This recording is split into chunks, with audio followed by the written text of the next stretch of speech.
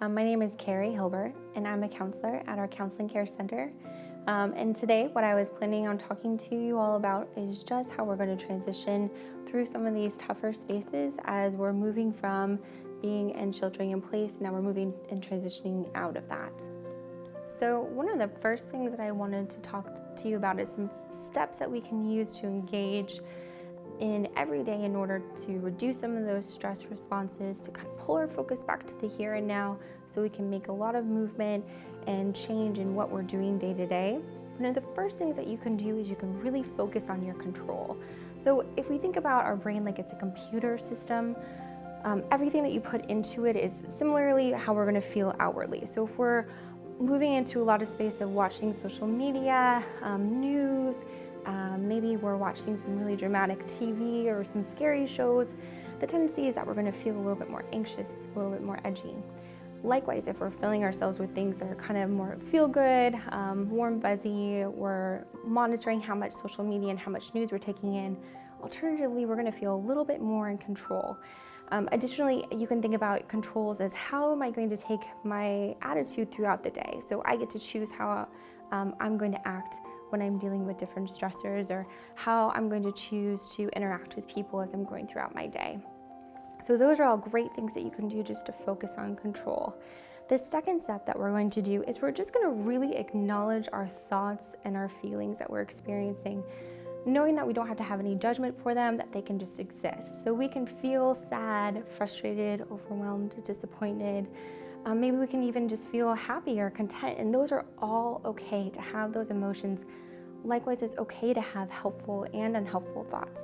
We can just allow them to be things that are going on in our day, and we just observe them for what they are without any kind of judgment, just knowing that this is something that everyone is experiencing.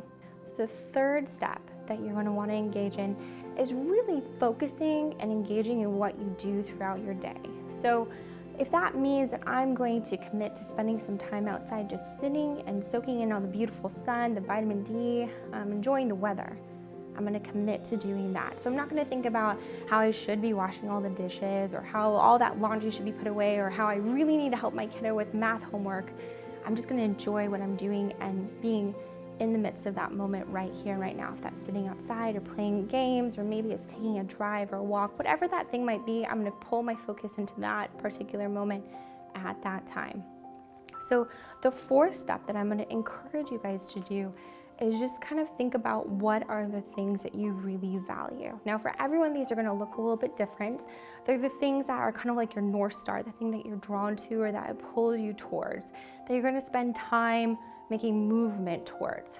So this could be things like you really love learning, or maybe you like connecting with people, maybe you enjoy fun and games, the outdoors, spirituality, maybe you really are you value music and creativity. Whatever that thing might be, I'm going to encourage you to incorporate some of those pieces into your day, so that way you feel like you're making movement towards what you really value. So we're all just going through our own space and time in the midst of this transition. A lot of times we're just going to need to take some pause without judgment, allowing ourselves some kindness and grace, because we're going to make mistakes. It's inevitable.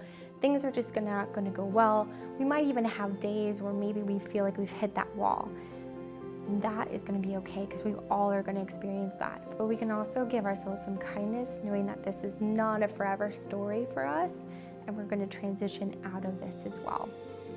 One of the things I will encourage caregivers to utilize are some of the different EAP supports that we offer.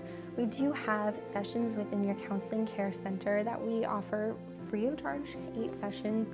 In addition to that, there's financial supports, and there's a number of different links to just wellness supports, emotional supports, financial supports, in addition to everything that we offer here at Mosaic. And I definitely encourage you to seek those out and take some action in order to kind of help yourself as we transition.